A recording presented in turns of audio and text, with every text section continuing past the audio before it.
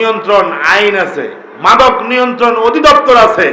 আচ্ছা বলেন, আল্লাহকে নিয়ন্ত্রণ করতে বলেছে নাকি আল্লাহ তাআলা এটা হারাম করে নিষেধ করেছে?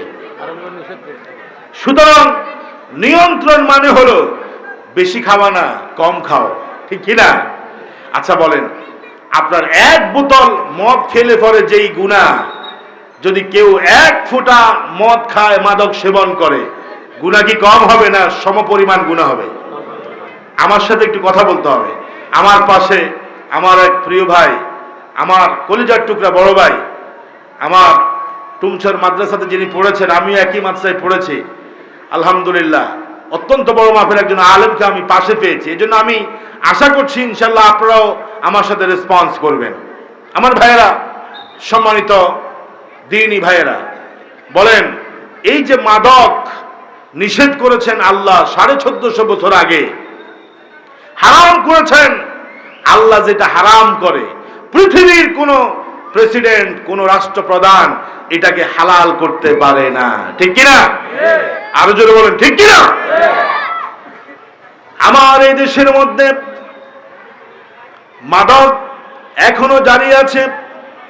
মাদক দ্রব্য প্রতিনিয়ত বিভিন্ন সীমানা দিয়ে বাংলাদেশে প্রবেশ করছে প্রতিনিয়ত। তার কারণ হলো এদেশের মধ্যে যেখানে মাদকটা নিষিদ্ধ হবে সেই সংসদে এখনো আমরা কোরআনটাকে নিতে পারি নাই, ঠিক কিনা?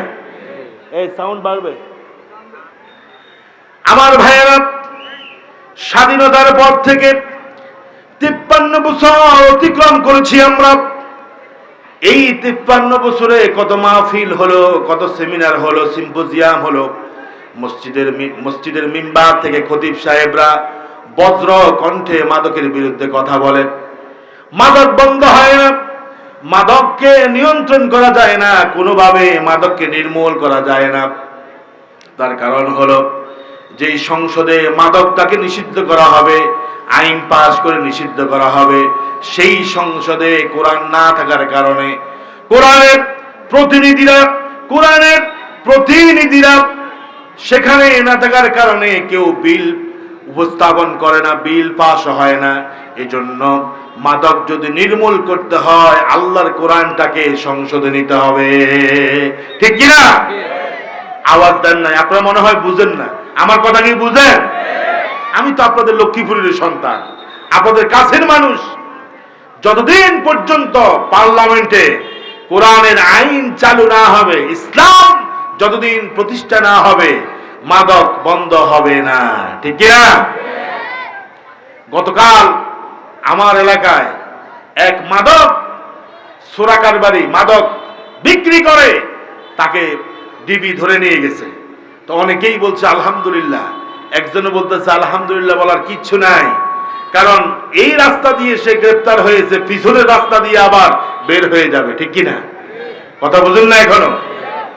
কেন পরিবর্তন হচ্ছে না সমাজের মধ্যে? কেন পরিবর্তন আসছে না?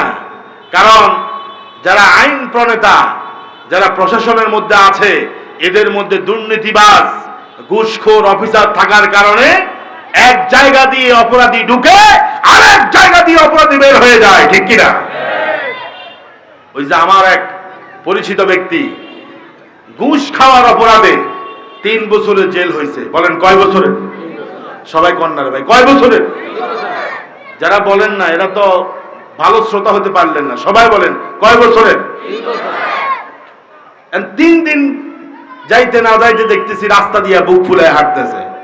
আমি জিজ্ঞাসা করলাম, ভাই আপনার না ঘুষ খাওয়ার কারণে 3 বছরের জেল হয়েছে? আমি ঘুষ খাওয়ার কারণে 3 বছরের জেল হয়েছে, আবার ঘুষ দিয়ে আমি জেলখানা থেকে বের হয়ে গেছি। নাউজুবিল্লাহ কম।